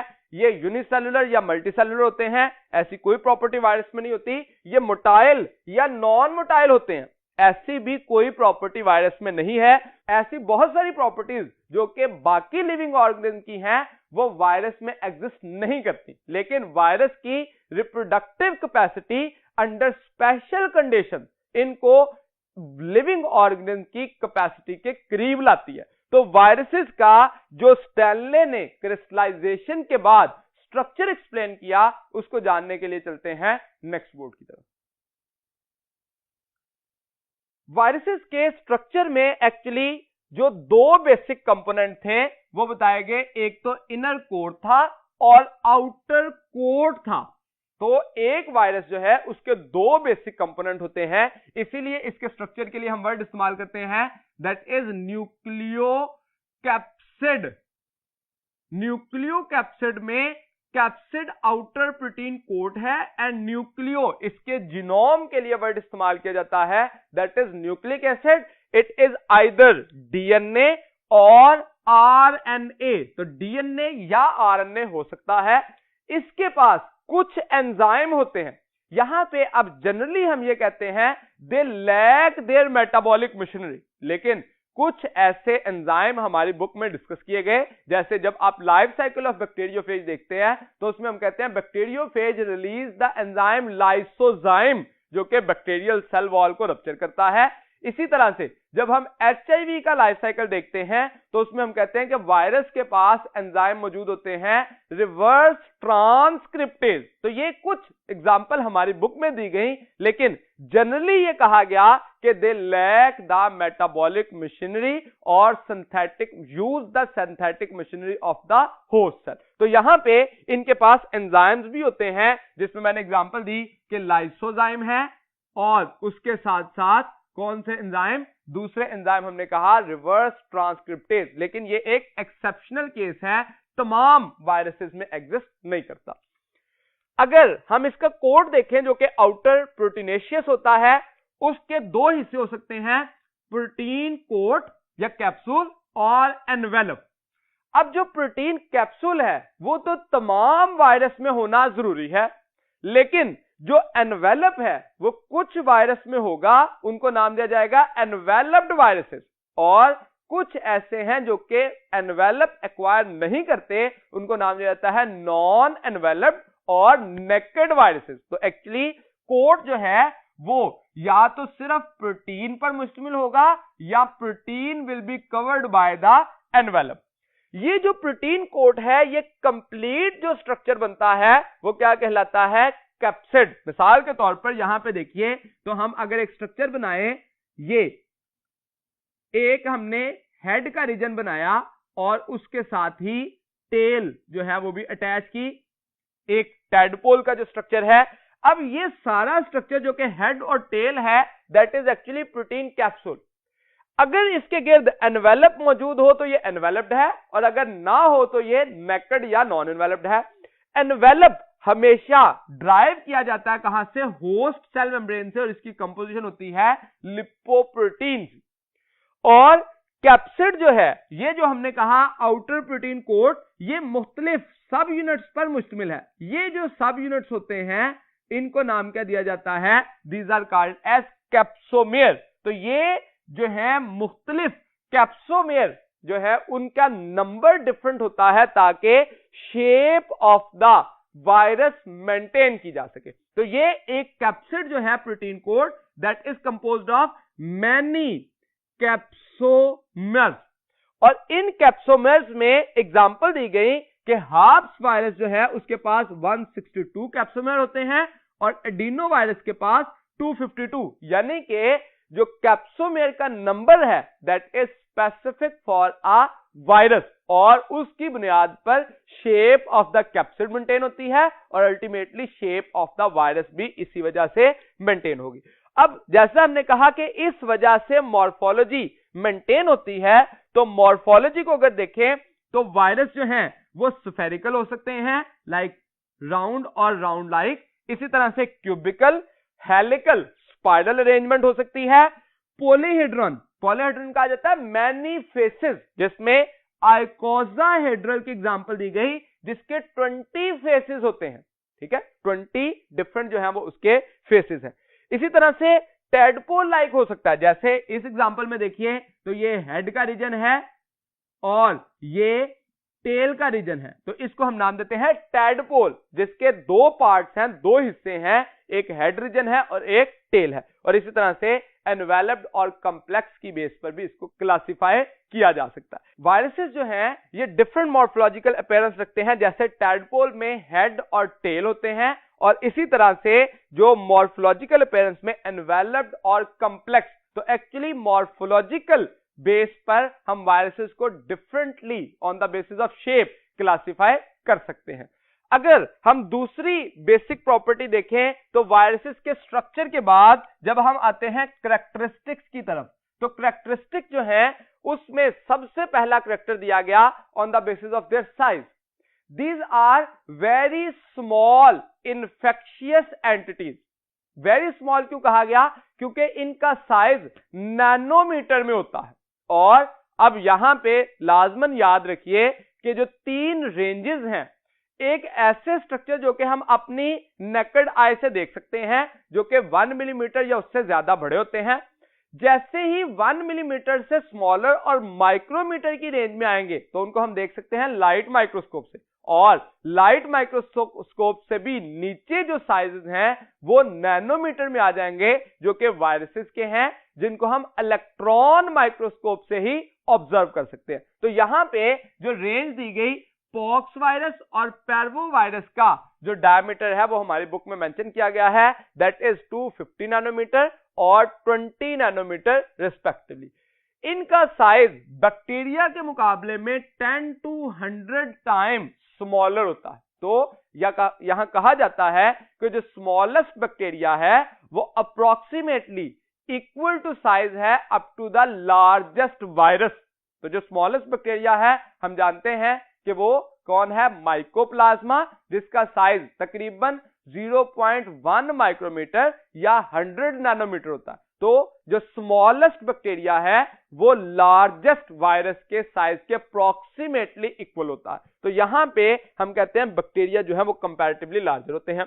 तीसरी प्रॉपर्टी देखें तो they can not be grown in artificial medium. Bacteria की यह प्रॉपर्टी है कि हम उनको आर्टिफिशियल मीडियम में कल्चर कर सकते हैं, लेकिन वायरसेस को कल्चर नहीं किया जा सकता, because they have capacity to duplicate और replicate inside the living cell. इस वजह से इनको नाम दिया जाता है these are obligate intracellular parasite. Obligate का मतलब जो कि only in the host cell रहे, intracellular intra within the cell, तो ऐसे पैरासाइट जो कि विद इन द सेल रहे और सिर्फ सेल में ही सरवाइव कर सकें या डुप्लीकेट कर सकें, उन्हें नाम दिया जाता है obligate intracellular parasite. Generally they lack metabolic machinery. तो अगर इनके पास अपनी मेटाबॉलिक मशीनरी यानी कि एंजाइम्स बैटरी नहीं होती, सीरीज ऑफ एंजाइमेटिक रिएक्शन के लिए मल्टीपल एंजाइम एक्वायर नहीं करते, तो वो किसके यूज करते हैं? They use the synthetic machinery और metabolic machinery of the host cell. तो एक्चुअली यहां पे हम कहेंगे अगर इनके पास अपनी मेटाबॉलिक मशीनरी नहीं होती तो ये किसकी यूज करते हैं? होस्ट सेल की मेटाबॉलिक मशीनरी, जिसके अंदर ये अपने आप को रेप्लिकेट कर देते हैं। बहुत सारे वायरसेस ऐसे हैं जो कि रेप्लिकेशन के दौरान बहुत सारे वायरसेस ऐसे हैं जो कि रेप्लिकेशन के दौरान एनिमल्स में डिजीजेस काज करने की कैपेसिटी रखते हैं, और ये रेजिस्टेंट होते हैं to broad range of antibiotics. तो मुख्तलिफ जो एंटीबायोटिक्स एग्जिस्ट करती हैं मार्केट में, जिसमें स्ट्रेप्टोमाइसिन है, टेट्रासाइक्लिन है, तो ये उन एंटीबायोटिक्स के लिए रेजिस्टेंस शो करते हैं। मतलब अगर आपको वायरल डिजीज है तो आप एंटीबायोटिक का इस्तेमाल नहीं करते, क्योंकि उसके लिए रेजिस्टेंट है और उस डिजीज को खत्म करने के लिए ये एंटीबायोटिक अपना रोल नहीं प्ले कर सकती। तो ये हमने एक वायरस का स्ट्रक्चर और जनरल कैरेक्टर को एक्सप्लेन किया। इसके साथ ही हम नेक्स्ट बोर्ड पे चलते हैं, जिसपे हम different terminologies related to virus और इंफेक्शियस पार्टिकल्स को डिस्कस करेंगे। इस बोर्ड पे या इस पार्ट में हम ये डिस्कस कर रहे हैं कि जो मुख्तलिफ टर्मिनोलॉजीज हैं, जैसे सबसे पहले एक टर्मिनोलॉजी दी गई वायरियन। वायरियन एक्चुअली कहा जाता है मैच्योर इन्फेक्शियस वायरस, यानी कि ऐसा वायरस जो कि डिजीज काजिंग कैपेसिटी रखता है उसे कहा जाता है। और वायरस जो है, जैसे कि हम जानते हैं कि जीनोमिक मटेरियल यानी कि डीएनए और आरएनए और प्रोटीन कोड पर मुश्तमिल होता है। जब हम वायरॉइड की बात करते हैं, ये हमारे फर्स्ट ईयर की बुक की ग्लॉसरी में ये टर्म दी गई जो कि हमें वायरियन से डिफरेंशिएट करना आनी चाहिए। ये ओनली आरएनए पर मुश्तमिल होती है। आप दोनों में डिफरेंस देखिए, ये भी इंफेक्शियस है, ये भी इंफेक्शियस है, सिमिलैरिटी है, लेकिन ये आरएनए प्लस प्रोटीन और ये सिर्फ आरएनए पर मुश्तमिल है। तो इस पॉइंट पर हम इसको डिफरेंशिएट कर सकते हैं। और अगर प्रायॉन्स देखें तो prions actually most controversial infectious agent हैं जो कि 1983 में पहली दफा डिस्कवर किए गए। और ये सिर्फ किस पे मौजूद होते हैं? Only made up of protein. तो अब आप कीवर्ड देखिए, prion only made up of protein, viroid only made up of RNA and virion are made up of protein plus RNA और डीएनए। तो यहां पे ये इनमें की डिफरेंस है। ये जो लीस्ट अंडरस्टूड है और डिजीजेस काज करते हैं मिस्टीरियस ब्रेन इंफेक्शन और मैड काउ डिजीज। तो एक्चुअली ये डिजीजेस जो है ये हमें एमसीक्यू के रेफरेंस से पूछी जा सकती है। ये प्रायॉन का जो पार्ट है ये येलो बॉक्स में हमारी बुक में डिस्कस किया गया और हमें इन तीनों टर्म्स में कीवर्ड का जो है वो आइसोलेट करना आना चाहिए। अब अगर हम एक वायरस की जो एग्जांपल है उसको कोड करें, रेट्रोवायरसेस। रेट्रोवायरसेस को हम जब डिफाइन करते हैं तो उसमें हम कहते हैं ये स्फेरिकल इन शेप होते हैं, 100 नैनोमीटर इन डायमीटर है, एनवेलप्ड है और आरएनए ट्यूमर काजिंग वायरस है। यानी कि इनकी अपीयरेंस स्फेरिकल है, इनका जो डायमीटर है वो 100 नैनोमीटर है और इनके ऊपर होस्ट सेल मेम्ब्रेन का एनवेलप है और आरएनए इन नेचर है। इनको रेट्रो का लफ्ज क्यों इस्तेमाल किया जाता है? Because they contain an enzyme reverse transcriptase. Reverse transcriptase का काम क्या है कि ये सिंगल स्ट्रैंडेड आरएनए को कन्वर्ट करेगा किसमें? डीएनए में। अब यहां पे ये बात याद रखिए कि जब हम आरएनए टू डीएनए कन्वर्जन कहते हैं, अगर मैं यहां पे आरएनए और डीएनए लिखूं तो ये हम सिंपली वर्ड इस्तेमाल कर रहे हैं single stranded RNA to DNA, लेकिन याद रखिए कि सिंगल स्ट्रैंडेड आरएनए से डायरेक्ट डबल स्ट्रैंडेड डीएनए नहीं बनता, बल्कि सिंगल स्ट्रैंडेड आरएनए से पहले सिंगल स्ट्रैंडेड डीएनए बनता है और फिर उस सिंगल स्ट्रैंडेड डीएनए की डुप्लीकेशन होती है और उससे डबल स्ट्रैंडेड डीएनए बनता है। ये दोनों इवेंट कौन कराता है? रिवर्स ट्रांसक्रिप्टेज एंजाइम, और इसी प्रोसेस को हम कहते हैं रिवर्स ट्रांसक्रिप्शन। इसकी प्रॉपर्टी देखें तो जो रेट्रोवायरस है दैट इज होस्ट स्पेसिफिक। ये एक्चुअली जो वाइट ब्लड सेल्स हैं ह्यूमन में पर्टिकुलरली उनको डैमेज करता है या उन पे अटैक करता है और उन पे मौजूदा रिसेप्टर जिनको CD4 रिसेप्टर या क्लस्टर डिफरेंशिएटर रिसेप्टर का नाम दिया जाता है। अब CD cluster differentiator and 4 that is the number जो कि 1 से लेके 1000 तक होते हैं। तो एक्चुअली रिसेप्टर की स्पेसिफिसिटी जो है वो CD4 है जिस पे रेट्रोवायरस अटैक कर सकते हैं। और इन वायरसेस को की प्रॉपर्टी है, इनकी खूबी है कि ये लाइटिक के साथ साथ लाइसोजेनिक प्रॉपर्टी भी रखते हैं। कैसे? जब ये वायरल आरएनए रिवर्स ट्रांसक्रिप्शन के जरिए डीएनए में कन्वर्ट होता है और डीएनए में कन्वर्ट होकर ये एंटर होता है न्यूक्लियस में और न्यूक्लियस में होस्ट क्रोमोसोम के अंदर इंटीग्रेट कर जाता है, उस प्रोसेस को नाम दिया जाता है प्रोवायरस। तो ऐसा वायरस जो कि होस्ट क्रोमोसोम के अंदर उसका डीएनए इनकॉर्पोरेट कर जाएगा तो उस वक्त कहलाएगा प्रोवायरस। और ये प्रोवायरस जो है जैसे जैसे सेल डिवाइड करते रहेंगे तो नेक्स्ट प्रोजेनी ऑफ सेल्स में ये ऐड होता रहेगा, और जिस वक्त ये वायरस जो है या वायरल डीएनए होस्ट डीएनए का हिस्सा होगा और नेक्स्ट सेल्स के अंदर नेक्स्ट प्रोजेनी ऑफ सेल्स में जब एंटर हो रहा है तो उस वक्त ये कैंसर काजिंग कैपेसिटी रखता है। इसी वजह से इनको ट्यूमर काजिंग वायरस भी कहा जाता है। इनकी एग्जांपल देखिए तो दीज आर HIV और human immuno deficiency virus that can cause AIDS. अब अगर इस डेफिनेशन की बुनियाद पर आप इसका स्ट्रक्चर देखें तो इसमें ये एनवेलप्ड है। एनवेलप में क्या क्या चीजें होती हैं, एक तो स्पाइक्स होती हैं और वायरल एनवेलप है। ये स्पाइक्स जो हैं एक्चुअली रिस्पॉन्सिबल होती हैं to detect the CD4 receptor at helper T lymphocyte.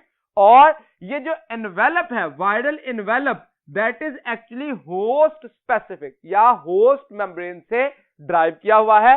इसका जो इंटरनल कैप्सिड है वो एक पर्टिकुलर प्रोटीन या कैप्सोमेर यूनिट्स पर मुश्तमिल होता है। और जब जीनोम की बात करें तो आरएनए के 2 मॉलिक्यूल्स हैं। गिवन डायग्राम के अंदर 2 मॉलिक्यूल जो है वो शो किए गए, यानी कि आपको डायग्राम देके ये पूछा जा सकता है कि इसमें आरएनए के कितने मॉलिक्यूल हैं, तो 2 हैं। और रिवर्स ट्रांसक्रिप्टेज एंजाइम के भी 2 मॉलिक्यूल ही कंसिडर किए गए। तो हमें इस डायग्राम की जो प्रॉपर्टीज हैं उसको भी जानना है कि ये वायरस एनवेलप्ड है, स्फेरिकल है, आरएनए ट्यूमर काजिंग है और इसका साइज 100 नैनोमीटर है, और उसके साथ साथ ये होस्ट स्पेसिफिक वायरस है। अब जो HIV है ये काज करता है डिजीज जिसको नाम दे देता है एक्वायर्ड इम्यूनो डेफिशिएंसी सिंड्रोम। तो ये एड्स काज करता है जिसके लिए हम HIV लाइफ साइकिल को पढ़ते हैं। तो HIV लाइफ साइकिल या एड्स के लिए चलते हैं नेक्स्ट बोर्ड की तरफ।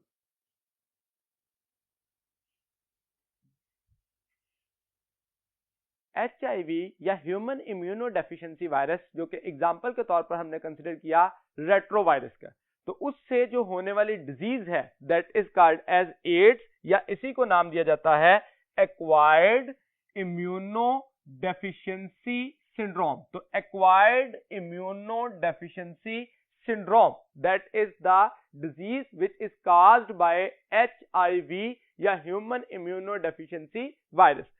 इसकी जो डिस्कवरी थी ये यंग होमोसेक्सुअल पर्सन से 1980s में ये डिस्कवर हुआ, लेकिन इस वायरस की नेचर अभी आइडेंटिफाइड थी।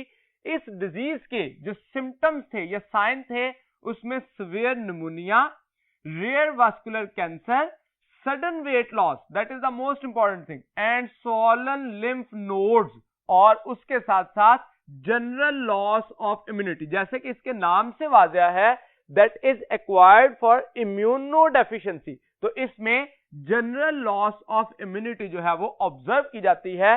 तो ये वो सिम्टम्स थे जो कि एड्स की वजह से एक या एक से ज्यादा सिम्टम जो है वो शो हो सकते हैं।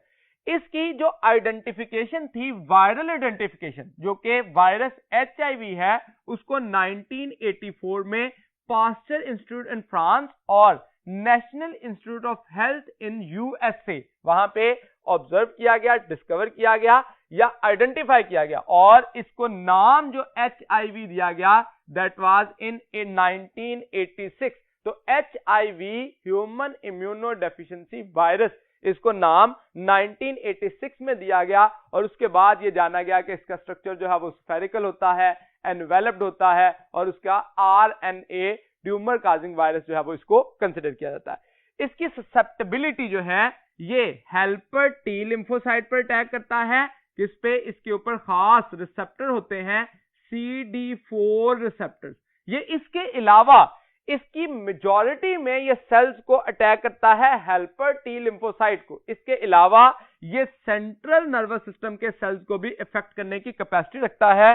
तो ये पॉइंट जो है वो हमें विद रेफरेंस टू MCQ पूछा जाता है कि क्या ये सिर्फ हेल्पर टी लिम्फोसाइट को अटैक करता है, तो नहीं, मेजॉरिटी में उनको अटैक करता है, लेकिन उसके साथ साथ CNS को या सेंट्रल नर्वस सिस्टम के सेल्स को भी अटैक कर सकता है। इसकी होस्ट स्पेसिफिसिटी देखें तो ये डिजीज पर्टिकुलरली ह्यूमन में काज करता है, लेकिन ये भी ऑब्जर्व किया गया कि ये मंकी में इन्फेक्ट और रेप्लिकेट तो कर सकता है, लेकिन डिजीज काजिंग कैपेसिटी इसकी सिर्फ और सिर्फ किस में है, that is only in human. तो ह्यूमन के केस में ये सिर्फ डिजीज काज करता है, वरना मल्टीप्लिकेशन का प्रोसेस जो है वो मंकी में भी ऑब्जर्व किया गया। इसकी जो मोड ऑफ ट्रांसमिशन है, first one is intimate sexual contact. अगर किसी ऐसे पर्सन से जो कि इन्फेक्टेड पर्सन है उसके साथ सेक्सुअल कांटेक्ट हो तो उस वजह से ट्रांसमिशन हो सकती है। इसी तरह से ब्लड ट्रांसफ्यूजन या ब्लड रिलेटेड प्रोडक्ट्स की ट्रांसफ्यूजन से भी अगर इन्फेक्टेड पर्सन से नॉर्मल को ब्लड दिया जाए तो ट्रांसमिशन के चांसेस हैं। ब्रेस्ट फीडिंग से या प्रिक ऑफ इन्फेक्टेड नीडल्स, ये तमाम चीजें जो हम यहां पे कह रहे हैं अगर इन्फेक्टेड पर्सन से नॉर्मल को की जाए तो ट्रांसमिशन के चांस है। अगर नॉर्मल पर्सन से नॉर्मल को होगा तो इसकी ट्रांसमिशन नहीं हो सकती। हमेशा इन्फेक्टेड पर्सन से अगर ये सारे प्रोसेस किए जाएं तो नॉर्मल पर्सन में इसकी ट्रांसमिशन के चांसेस हैं। इससे प्रिवेंट कैसे किया जा सकता है, what are the preventive measure. जैसा कि हम जानते हैं कि इस डिजीज का जो प्रॉपर क्योर है वो पॉसिबल नहीं है, so preventive measures are the best method to control the disease, जिसमें हम कहते हैं avoid direct contact with HIV infected person. ऐसा पर्सन जो कि इन्फेक्टेड है उससे डायरेक्ट कॉन्टैक्ट किसी भी सूरत में नहीं होना चाहिए, या फ्लूइड रिलेटेड कॉन्टैक्ट, इसको हम सिंपली कहते हैं, जो कि ब्लड हो सकता है, सलाइवा हो सकता है, ब्रेस्ट मिल्क हो सकता है, या सेक्सुअल कांटेक्ट। ये फ्लूइड कंटेंट्स हैं जिसकी वजह से इसकी ट्रांसमिशन के चांस है और उनको हमें प्रिवेंट करना है इन्फेक्टेड पर्सन से। इसके साथ साथ अवॉइड शेयरिंग सिरिंजेस या नीडल्स या वो तमाम सर्जिकल इंस्ट्रूमेंट्स जो कि ब्लड रिलेटेड कांटेक्ट में आते हैं, उन तमाम को अवॉइड किया जाता है इन्फेक्टेड पर्सन के बाद नॉर्मल के लिए इस्तेमाल करने से। इसी तरह से सेक्सुअल कांटेक्ट भी इनहिबिट किए जाते हैं या प्रोहिबिटेड होते हैं इन्फेक्टेड पर्सन से। तो ये ट्रांसमिशन और प्रिवेंटिव मेजर्स। लेकिन इसके साथ साथ हमें यह कहा जाता है कि वैक्सीनेशन का अभी तक प्रॉपर जो है वो मौजूद नहीं है, लेकिन एक्सपेरिमेंटल ट्रायल के तौर पर साउथ अफ्रीका में 2001 में इसको यूटिलाइज किया गया, लेकिन अभी तक इसकी हम प्रॉपर वैक्सीनेशन या प्रॉपर ट्रीटमेंट जो है 100% क्यूरेबल ट्रीटमेंट के बारे में नहीं अंडरस्टैंड कर पाए। तो ये जो एड्स है ये HIV की वजह से होती है। इसकी जो इन्फेक्शियस जो सेल हैं जो मेजॉरिटी में इन्फेक्ट होते हैं वो कौन से हैं, हेल्पर टी लिम्फोसाइट, जो कि टाइप हैं व्हाइट ब्लड सेल्स के, और उनकी इन्फेक्शन के लिए ये जो लाइफ साइकिल एक्वायर करते हैं, लाइफ साइकिल ऑफ HIV को जानने के लिए चलते हैं नेक्स्ट बोर्ड की तरफ। HIV का जो लाइफ साइकिल है, जैसे मैंने कहा कि ये हेल्पर टी लिम्फोसाइट को इन्फेक्ट करते हैं और उस इन्फेक्शन के दौरान ये हेल्पर टी लिम्फोसाइट पे सबसे पहला काम होता है अटैचमेंट एंड एंट्री। अटैचमेंट के लिए, क्योंकि ये होस्ट स्पेसिफिक है या सेल स्पेसिफिक है जनरली, जिसमें इन्हीं सेल को ये रिकॉग्नाइज करते हैं और उस रिकॉग्निशन के लिए जो हेल्पर टी लिम्फोसाइट हैं that contain particular receptor which are CD4 receptor और क्लस्टर डिफरेंशिएटर रिसेप्टर, जो कि एक्चुअली हेल्पर टी लिम्फोसाइट पर मौजूद होते हैं और उनको रिकॉग्नाइज किया जाता है with the help of spike of envelope of the HIV। तो यहां पे इस स्ट्रक्चर के जरिए जो हमारे पास स्पाइक्स मौजूद हैं इसके ऊपर, उसकी वजह से इसको जो है वो एनवेलप की वजह से इसको रिकॉग्नाइज किया जाता है। अब हम एक जनरलाइज स्ट्रक्चर इसका देख चुके थे पहले कि इसके पास RNA स्ट्रैंड होते हैं, इसका कैप्सिड है, कैप्सिड के बाहर एनवेलप है और इसके कैप्सिड के अंदर जो है वो रिवर्स ट्रांसक्रिप्टेज एंजाइम मौजूद होता है। जैसे अटैचमेंट होगी तो एंट्री जो है उसकी वजह से RNA का मॉलिक्यूल और स्पाइक्स जो है वो कुछ सेल साइटोप्लाज्म में, इस एरिया को हम नाम देंगे सेल साइटोप्लाज्म या होस्ट साइटोप्लाज्म। ये प्रोसेस सारा कहां पे हो रहा है, होस्ट साइटोप्लाज्म में। अब जो ये स्ट्रक्चर है इसमें सबसे पहले हमने ये देखे 2 आइडेंटिकल RNA मॉलिक्यूल। इससे एक आरएनए का मॉलिक्यूल जो है वो फर्दर रिवर्स ट्रांसक्रिप्शन के लिए यूटिलाइज किया जाएगा। तो सबसे पहले आरएनए से आरएनए डीएनए हाइब्रिड बनेगा। यहां पे जब रिवर्स ट्रांसक्रिप्शन होनी है तो ये बात याद रखिएगा कि ट्रांसक्रिप्शन का प्रोसेस होता है डीएनए से आरएनए बनना। तो यहां पे पहले आरएनए के मॉलिक्यूल से जो सिंगल स्ट्रैंडेड डीएनए बनेगा, तो ये फॉर एग्जांपल हमारे पास एक आरएनए का मॉलिक्यूल है, इससे जो डबल स्ट्रैंडेड स्ट्रक्चर बना है उसमें एक तो है आरएनए और एक बनेगा डीएनए का मॉलिक्यूल, जिसको मैंने ब्लू लाइनिंग में शो किया, ये डीएनए है फॉर एग्जांपल। अब डीएनए का मॉलिक्यूल जो है वो फर्दर यहां से क्या होगा, डुप्लेक्स की सूरत में कन्वर्ट होगा। ये जो आरएनए का मॉलिक्यूल है यहां पे क्या हो जाएगा, डिग्रेडेड। आरएनए क्या हो जाएगा, डिग्रेड हो जाएगा, जो कि इस वायरस का था, और डीएनए का सिंगल स्ट्रैंड डबल स्ट्रैंड में कन्वर्ट हो गया। इस पूरे प्रोसेस को नाम क्या दिया जाएगा, रिवर्स ट्रांसक्रिप्शन। अब यहां पे जो इंपॉर्टेंट पॉइंट है कि जो आरएनए से जब डीएनए बना सिंगल स्ट्रैंडेड, उसके बाद एक स्ट्रैंड की क्या हुई है, डुप्लीकेशन। तो इसका मतलब रिवर्स ट्रांसक्रिप्टेज एंजाइम ने ही जो डीएनए पॉलीमरेज की एक्टिविटी थी, डुप्लीकेशन ऑफ डीएनए, उसको परफॉर्म कर रहा है। इसीलिए हम इसको नाम देते हैं आरएनए डिपेंडेंट डीएनए पॉलीमरेज, क्योंकि आरएनए मॉलिक्यूल से डबल स्ट्रैंडेड डीएनए बना है, जिसमें इंटरमीडिएट क्या था, सिंगल स्ट्रैंडेड डीएनए मॉलिक्यूल। तो ये हमारे पास एक स्कीम है सिंगल स्ट्रैंडेड आरएनए से डबल स्ट्रैंडेड डीएनए बनने के लिए। तो ये जो है हमने कहा कि डबल स्ट्रैंडेड डीएनए है। Now that double stranded DNA can enter in the nucleus of host cell, जहां पे जाके ये double stranded DNA of chromosome में इंटीग्रेट करेगा। तो यहां पे जिस वक्त ये वायरल डीएनए इसमें ऐड हुआ तो इसको नाम क्या दिया जाएगा, प्रोवायरस। जो आरएनए का डबल स्ट्रैंडेड डीएनए है that will be incorporated in the double stranded DNA of host chromosome. तो ये होस्ट क्रोमोसोम जो कि रेड पार्ट शो किए और ब्लू पार्ट जो हमने शो किया दैट इज एक्चुअली प्रोवायरस। ये प्रोवायरस जो है यहां पे ट्रांसक्रिप्शन का प्रोसेस करेगा और इस ट्रांसक्रिप्शन के जरिए क्या बनेगा, RNA, viral RNA. Now that viral RNA will be translated and able to form protein। अब यहां पे ये बात गौर कीजिए कि जब प्रोवायरस की ट्रांसक्रिप्शन हुई तो उससे एक दफा जीनोमिक आरएनए बन गया जो कि वायरल आरएनए है। उसके बाद फिर से ट्रांसक्रिप्शन हुई तो उस आरएनए की ट्रांसलेशन से कैप्सिड बनेगा। एक और ट्रांसक्रिप्शन हुई और उस आरएनए से ट्रांसलेशन के जरिए क्या बनेगी, उसका जो रिवर्स ट्रांसक्रिप्टेज है। तो अल्टीमेटली ट्रांसक्रिप्शन और ट्रांसलेशन के जरिए viral protein synthesis, viral RNA, and then the translation will responsible to form the viral protein.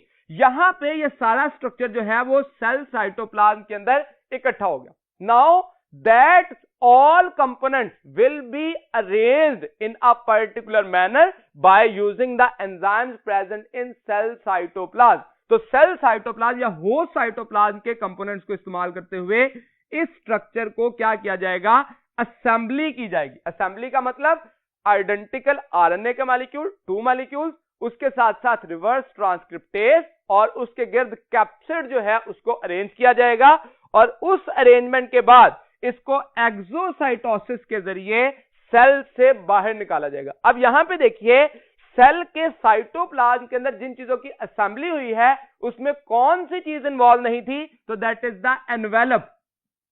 Envelope is the only part which is present around the capsid which is formed by the host cell membrane. बाकी जो उसका capsid था single stranded RNA molecule थे और उसके साथ साथ reverse transcriptase थे।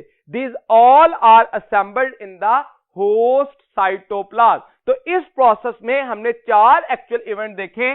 सबसे पहले अटैचमेंट एंड एंट्री, दूसरे नंबर पर reverse transcription and integration. Integration क्या था, entry of incorporation of provirus in the DNA of host cell. तो एक्चुअली इसको नाम दिया जाएगा इंटीग्रेशन, जो कि इंटीग्रेज एंजाइम की मदद से होगी। और उसके बाद ट्रांसक्रिप्शन और ट्रांसलेशन के बाद जो है क्या बनेगा, असेंबली, और उसके बाद ये स्ट्रक्चर जो है वो रिलीज हो जाएगा।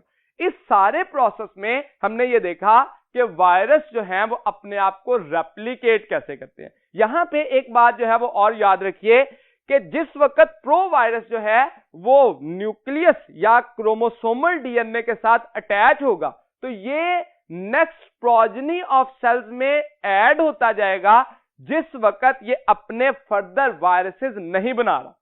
अब इस केस में क्या होगा कि जिस वक्त ये प्रो वायरस उस क्रोमोसोमल डीएनए के साथ, होस्ट सेल के क्रोमोसोमल डीएनए के साथ अटैच है, तो नेक्स्ट प्रोजेनी ऑफ सेल्स में एंटर होता जा रहा है, जिसकी वजह से एड्स के सिम्टम तो शो नहीं होंगे, लेकिन एड्स का जो कॉजेटिव एजेंट है वो बॉडी में मौजूद है। लेकिन जैसे ही वो अपनी ट्रांसक्रिप्शन और ट्रांसलेशन स्टार्ट करेगा तो अल्टीमेटली उसके सिम्टम्स शो होना शुरू हो जाएंगे और जो डेड सेल्स हैं, हेल्पर टी लिम्फोसाइट, उनको डिस्ट्रॉय करना शुरू कर देगा। इसी कॉन्सेप्ट को हम बैक्टीरियोफेज में लाइसोजेनिक और लाइटिक से कंपेयर करते हैं।